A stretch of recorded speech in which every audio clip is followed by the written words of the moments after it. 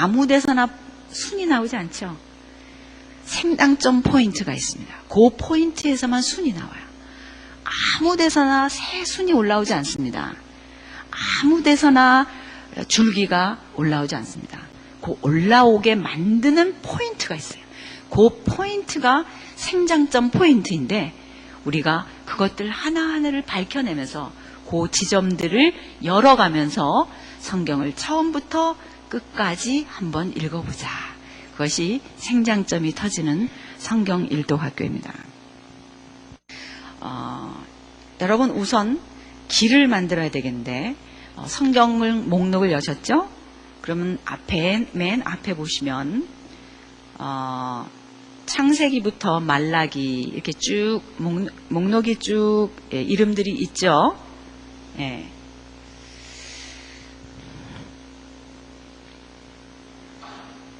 여러분 이게 전부 몇 권으로 되어 있습니까?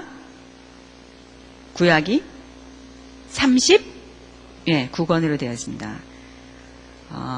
이 39권을 창세기에서부터 여기에 있는 순서를 따라 쭉 말라기까지 읽으려면 읽어지지 않아요. 복잡해요. 왜냐하면 이 39권은 쭉 이야기가 흘러가는 순서대로 되어 있는 게 아니라 친한 식구들끼리 모여 있어요.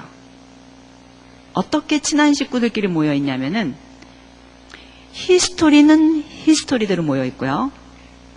영적인 문학 작품이라고 말할 수 있는 성문서는 성문서대로 모여 있고요.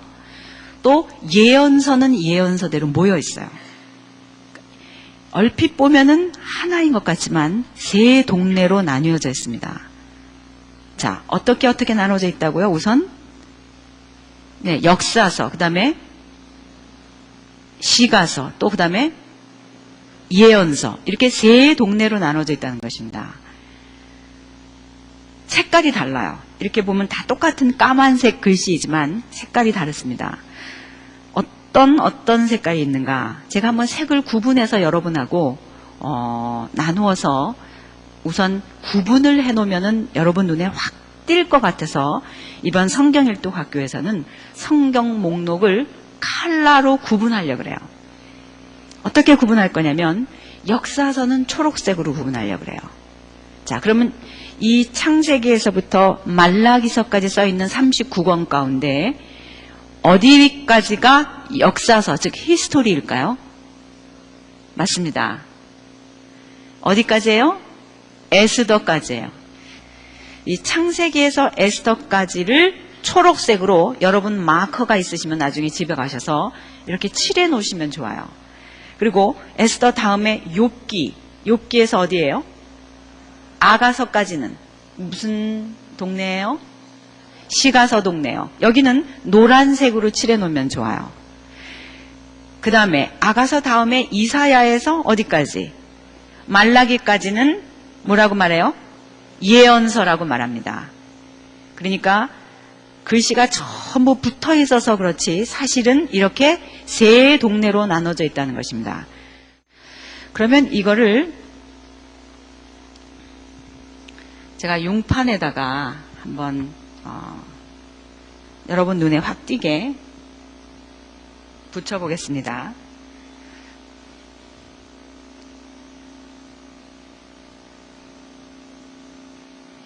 자, 창세기부터 쭉 한번 여러분 읽어보실래요? 시작.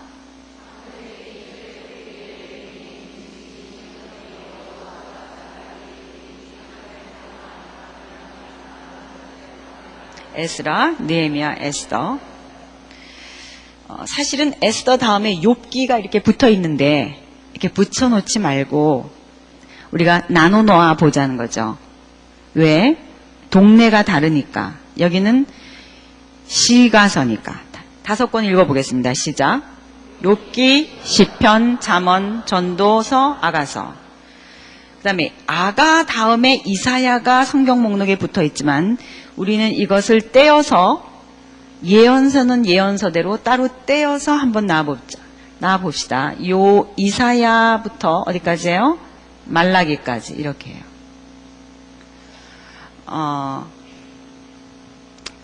여러분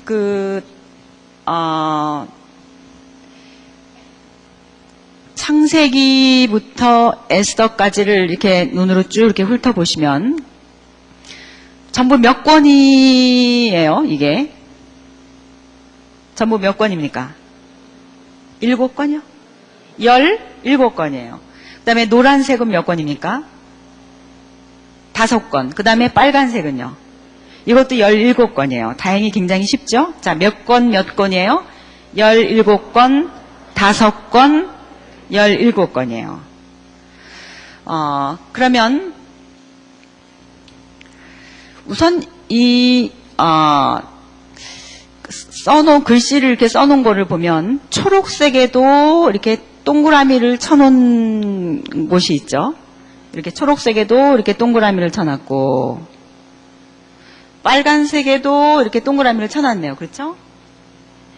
여기 학계, 스가랴, 말라기 이렇게 다 동그라미를 쳐놨네요. 지금은 여러분이 이게 왜 이렇게 됐는지 잘 모르실 텐데 혹시 왜 이렇게 됐는지 생각나십니까? 에스라, 느헤미야, 에스더, 에스겔, 다니엘, 학계, 스가랴, 말라기 전부 몇 권입니까? 8권. 이 8권은 동그라미가 쳐 있는데 왜 동그라미가 쳐 있을까요?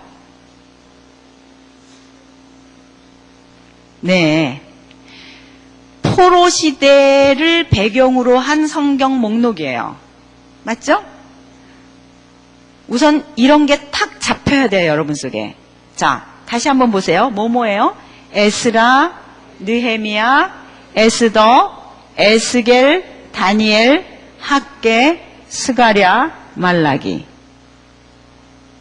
그러니까 포로 시대 목록은 초록색 역사서 안에도 들어있고 빨간색 예언서 안에도 들어있네요. 그쵸? 네. 이렇구나. 우선 이거를 여러분 염두에 두시면 좋을 것 같습니다. 그러면 우리 창세기에서부터 에스더까지 사실은 히스토리이기 때문에 이야기가 쭉 흘러가야지 되거든요. 그렇죠? 히스토리라는 건 뭐예요? 처음부터 이야기가 계속해서 흘러가야 되는 거거든요. 그러면은 정말 창세기에서 에스더까지 모든 성경 목록이 다 흘러가는가 아닌가 하는 거를 그러니까 초점을 맞추고 지금부터 저랑 함께 지도 속에서 이 역사, 즉 창세기에서 에스더까지 흘러가고 있는 성경의 히스토리가 어떻게 지도랑 같이 접목되면서 이 목록들이 가고 있는지 입체적으로 성경 목록을 여러분이 뽑아내야 돼요. 지도 속에서. 그거를 하기 위해서 우리 한번 지도를 한번 참고하시면 좋겠습니다. 우선 우리가 길을 만드는 중입니다. 지금은 길을 만드는 중인데 성경을 처음부터 끝까지 읽어 내려가게 만드는 길이 있어야 그 길을 우리가 걸어갈 거거든요. 근데 길이 지금 막혀 있다고요. 빨간색하고 노란색은요 안 통하잖아요. 그렇죠? 노란색하고 초록색하고도 안 통해요. 이게 안 통한다고요. 그래서 우리는 이 초록색과 노란색과 빨간색을 전부 섞어가지고 하나의 길을 만들 거예요. 어떻게 하나의 길을 만들 것인가? 이 초록색인 역사, 히스토리를 중심으로 해서 그 히스토리 속에 나타난 이 글을 쓴 저자들이 있을 거 아니에요. 예를 들면은 욥기는 욥이 살았던 시대가 있을 것이고, 시편은 그 시편을 쓴 소위 다윗이 살았던 시대 속에 나온 것이고, 잠언은 솔로몬이 쓴 것이고, 이렇게 각각 이 글들을 쓰신 저자들이 살았던 히스토리가 있단 말이에요. 역사가. 그렇겠죠? 작품이라고 하는 것은 시대를 배경으로 하고 있기 때문에 그 저자들이 살았던 때가 있는데 그 살았던 때가 언제냐 그랬더니 성경 목록 속에는 초록색이다 이 말이에요. 창세기에서 어디까지예요? 에스더까지. 그 안에 들어있어요. 전부. 빨간색이나 노란색이나 사실은 동네방네 따로 있는 것 같지만 사실은 다 어디 속에 들어가야 되는 거예요. 초록색 속에 다 들어가야만 돼요. 왜? 그 속에서 살았었던 성경의 저자들이 쓴 내용을 옆에다 따로 모아서 붙여놓은 거니까. 그러니까 우리는 그 안에 다시 다 집어넣을 거예요. 어떻게 집어넣으면 좋을까? 우선 초록색이 흘러가는 길을 먼저 알아야 노란색, 빨간색이 각각 어떤 내용인지 알아서 집어넣을 거 아니에요. 그러니까 두 개예요. 하나는 초록색을 알아야 되고요. 하나는 노란색과 빨간색 하나하나가 어떤 시대 때 쓰여졌는지를 한 개 한 개 퍼즐 조각을 다 알아야 두 개를 어떻게 할 수 있어요? 맞출 수 있어요. 어느 속에 끼어 들어가는지 알 수 있단 말이에요. 예를 들면 이겁니다. 이사야 선지자는 이사야서를 쓰셨습니다. 그럼 이사야서를 쓰신 것을 들고 쭉 창세기, 출애굽기, 레위기, 민수기, 신명기, 여호수아 쭉 해갖고 어디까지 있어요? 어디까지? 에스더. 여기서 말라기 그럼 끝나는 거예요. 에스더라고 하는 구약의 역사가 끝나는 그 히스토리 지점상에 이사야는 어디가 자리냐 이거죠. 그분이 들어가야 할 자리를 찾아서 들어가야 돼요. 잠언도 마찬가지죠. 솔로몬의 잠언. 그럼 솔로몬의 잠언을 솔로몬의 손에 들려서 솔로몬 당신은 창세기, 출애굽기, 레위기, 민수기 갖고 에스더까지 중에 어디에 들어가시겠습니까? 그러면 나는 내 자리는 여기인 것 같은데 하고 들어가게 하셔야 된다 이 말이죠. 그렇게 하기 위해서는 각각의 시가서 한 권 한 권이 어떤 때 쓰여졌는지 어느 시대를 배경으로 하고 있는지 알아야 될 뿐만 아니라 예언서도 한 권 한 권이 어느 때 쓰여져 있는지를 알아야만 창세기에서 에스더까지 사이사이에 들어가서 자리를 잡을 거 아니에요. 그렇죠? 그렇게 만약에 된다면, 만약에 우리가 그것만 조합할 수 있다면 길이 하나로 만들어지잖아요. 예언서 동네 따로, 시가서 동네 따로 그렇게 읽지 않고 역사라고 하는 흘러가는 길 속에 가다가 예언서도 읽고 그 스토리를 읽다가 시가서도 읽고 이렇게 그럼 하나로 통합해서 성경 전체를 한 줄로 읽을 수 있는 거예요. 한 줄로. 그렇게만 만들 수 있다면 길이 생기는 거죠. 그러니까 우리가 지금 길만 들으려고 그래요. 길만 쫙 보이면 읽으면 되니까. 자, 그래서 길을 만들 때 창세기 이렇게 세 글자로 이제 여러분 이해하면 안 돼요. 그럼 어떻게 해야 되는가? 이제 지도랑 같이 봐야 돼요. 이제 우리 성경일동학교에서는 이 지도를 굉장히 중요하게 생각할 거예요. 그래서 입체적으로 성경을 봐야 돼요. 이제 성경 그 내용을. 그러니까 글자 하나하나로 성경 이렇게 읽을 때마다 창세기, 출애굽기 여기 써여 있는 이 문자로 보지 마시고 우리 머릿속에 창세기 그러면은 그 창세기가 어디부터 어디까지인지 지도 속에서 확 잡아서 들어오게 만들어야 돼요. 우리 머릿속에. 그래서 이 성경은 이렇게 들여다보면 복잡하고 막 뒤엉켜 있는 성경으로 보이는 게 아니라 비록 배열은 이렇게 되어 있어도 우리 속에 쫙 뚫리는 길처럼 길이 하나를 쫙 보여야 돼요. 그러기 위해서 지도랑 같이 연결해서 한번 공부를 해보려고 그래요. 여러분 창세기는 이제 한 권 한 권 이제 볼 거예요. 창세기는 몇 장까지 되어 있습니까? 1장에서 50장까지요. 그러면 혹시 여러분 가운데 창세기를 크게 둘로 나누라 그러면은 어떻게 나눌 수 있겠습니까? 창세기 1장에서 11장까지 그리고 12장에서 50장까지 크게 둘로 나눌 수 있어요. 왜냐하면 창세기 1장에서 11장까지는 인류 뭐예요? 일반 역사예요. 저를 한번 따라해 보세요. 인류 일반 역사. 그러면 창세기 12장은 이 12장부터는 뭘까요?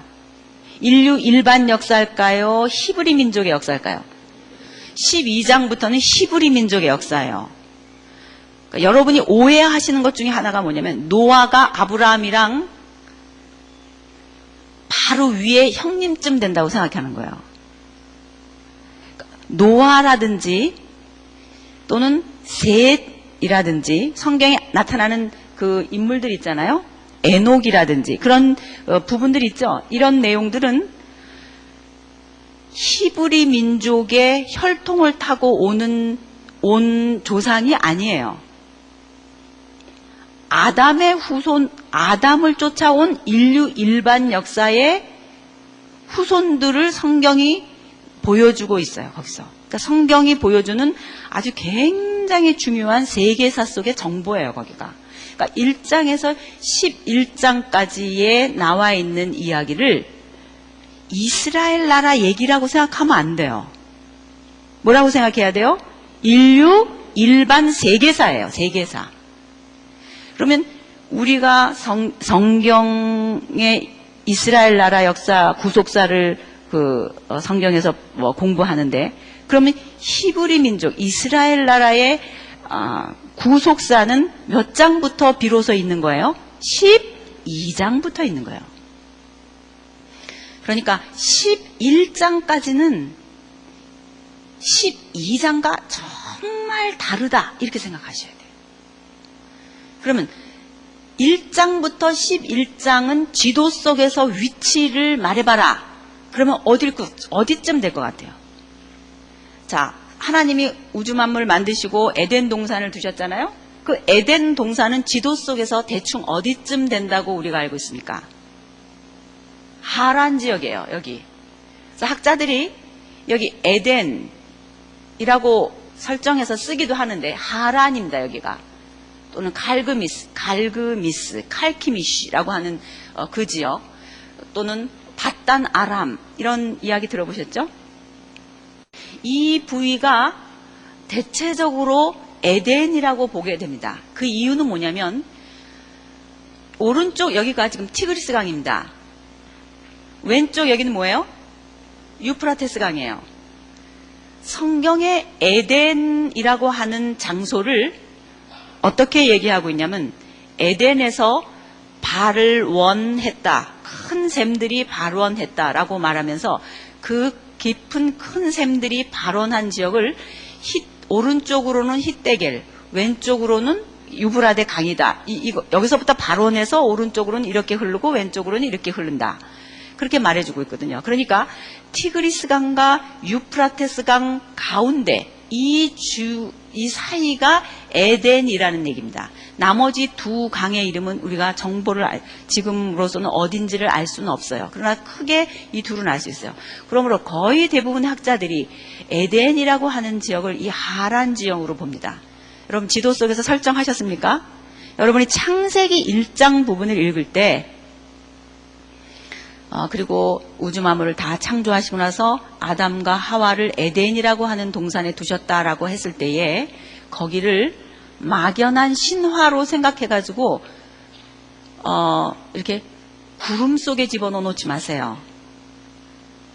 구름 속에 집어넣어 놓으면 안 돼요. 막연한 안개 속에 에덴 동산을 넣어놓으면 안 돼요. 어디다가 넣어야 돼요? 여기요. 에덴 그러면 이 지역에서부터 발원했다고 생각해야 돼요. 첫사람이 이 지역 어디선가 살았구나 이렇게 생각하고 분명히 지구 속에 한 스팟을 갖고 있어야 돼요. 여러분 머릿속에. 거기부터 출발을 잘해야 돼요. 성경의 기록을 처음부터 붕 떠가지고 떠 있으면 안 돼요. 성경의 기사 아담과 하와부터 신발을 신겨야 돼요. 여러분이. 아담과 하와부터 역사 속의 인물이라고 하는 사실을 여러분이 꼭 기억을 하셔야 돼요. 붕 떠 있으면 안 돼요. 여러분 창세기 12장은 아브라함을 불러내셨잖아요. 어디예요? 어디서부터 불러내셨습니까? 갈대아 우루. 어딘지 아십니까? 갈대아 우루는 여기예요. 여기는 페르시아만으로 연결되는 곳입니다. 이게 지금 큰 지도인데요. 이제부터 여러분이 이 고대 근동 지방 지중해 연안 일대에 이 지도를 꼭 구약을 공부할 때 잘 설정해 놓으셔야 됩니다.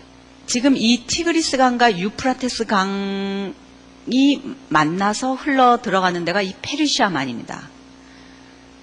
페르시아만. 그러니까 갈대아 우르라고 했을 때는 이 페르시아만으로 흘러 들어가는 이 아래쪽, 여기가 갈대아 우르예요.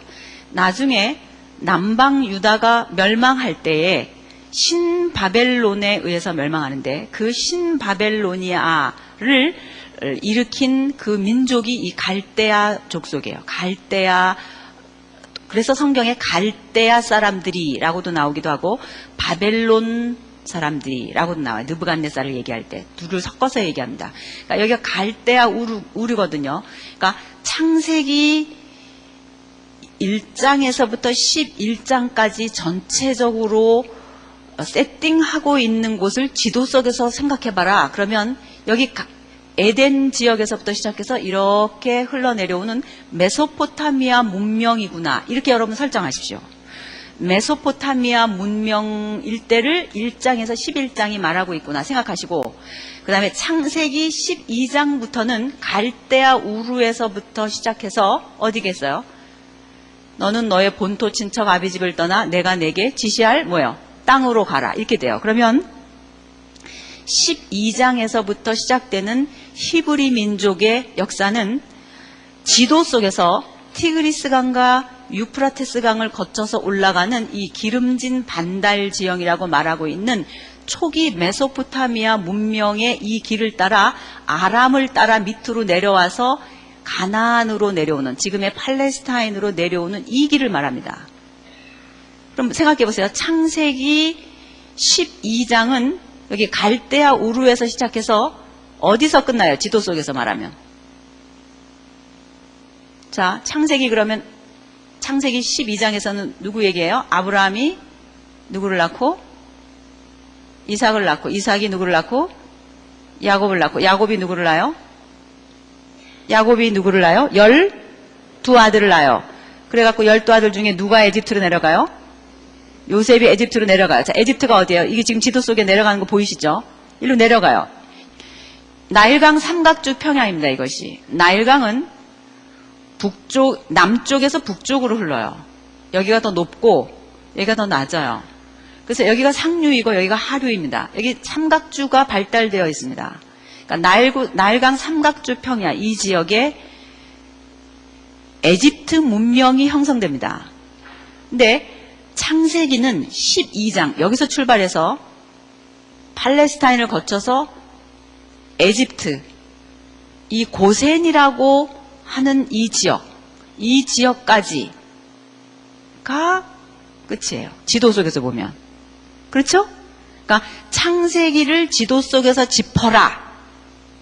그러면 어떻게 짚어야 돼요? 에덴에서 시작해서 창세기 1장에서 11장까지는 이 지역을 말하는 거예요. 그렇죠? 바벨탑 사건이 일어나는 바벨, 이 지역을 말해요. 그럼 12장부터는 갈대아 우르에서부터, 그러니까는 이 지역의 문화를 백그라운드를 하고 있었던 아브라함을 여기서부터 뽑아서 어디로 가요? 기름진 반달 지형의 길을 쫓아 팔레스타인으로 내려가서 여기서 거하다가 아브라함이 이삭을 낳고, 이삭이 야곱을 낳고, 야곱이 12아들 낳아가지고 그 다음에 에집트로 내려가서 가나안을 떠나서 어디로 들어가는 거예요? 에집트로.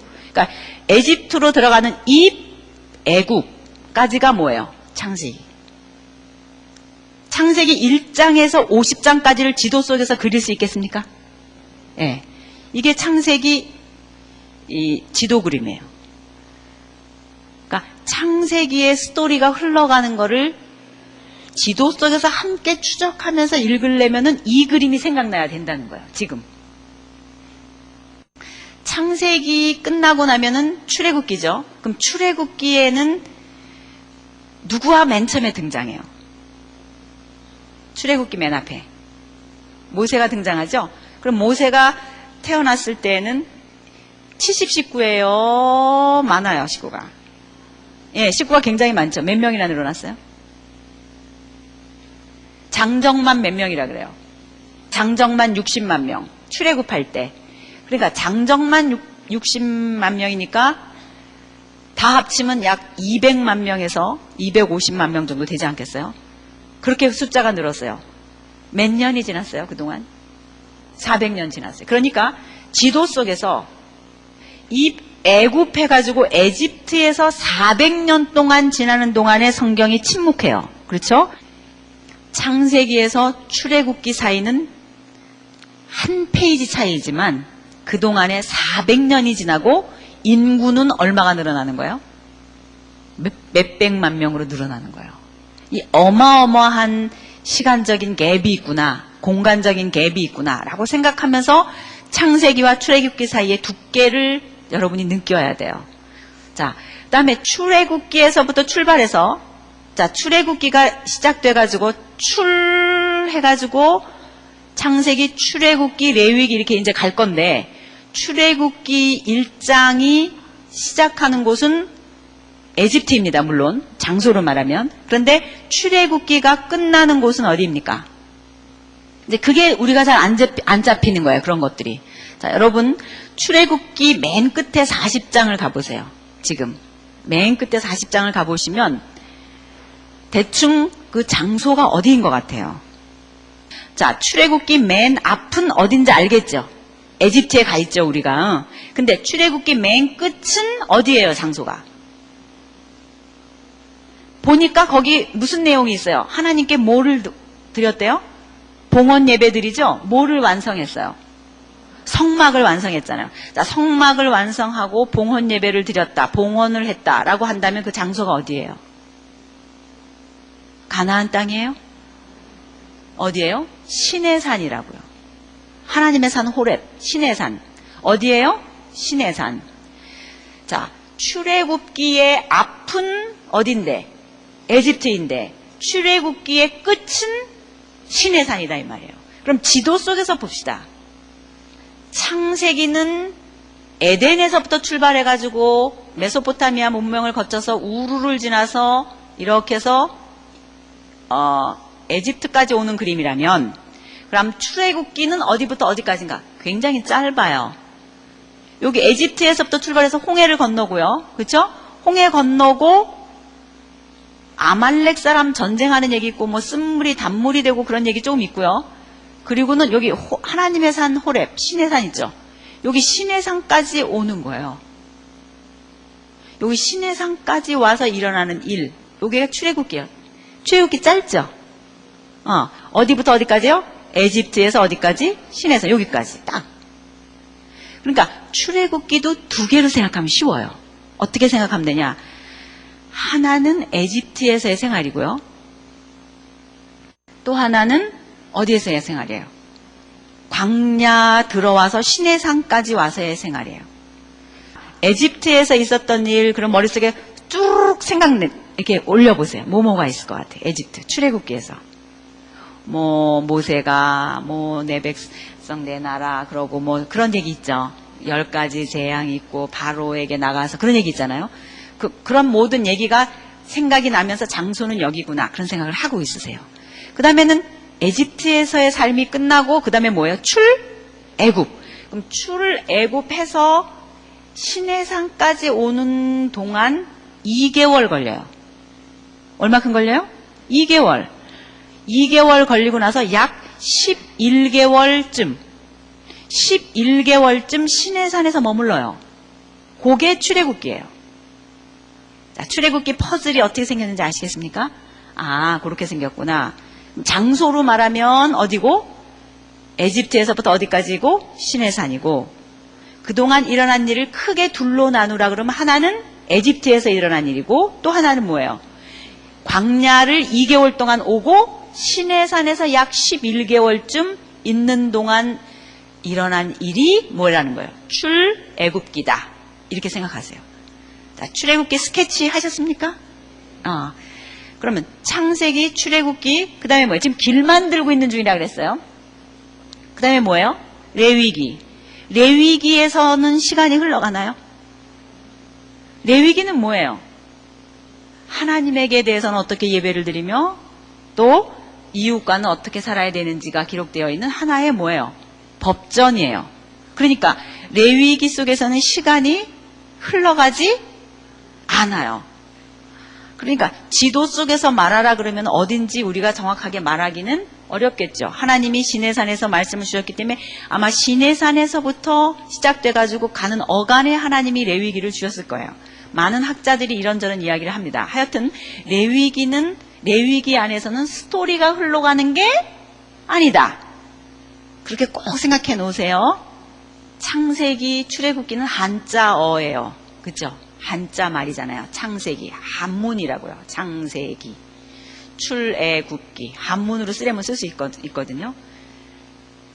레위기는요. 레위는 뭐예요? 사람 이름이죠? 네, 레위. 근데 민수기는요. 한자어죠. 민수기, 영수기 이런 게 아니죠. 그러니까 처음에 교회 오시는 분들 가운데서 민수기 그러니까 꼭 영수기 언니 같은 생각이 드시는 분들도 있다 그러더라고요. 우선 목록 이름부터 우리가 안 익숙한 게 많거든요. 목록 이름부터. 이름도 익숙하지 않지만 그 내용이 커버하고 있는 범위가 어딘지를 잘 모르는 것도 문제예요, 우리가.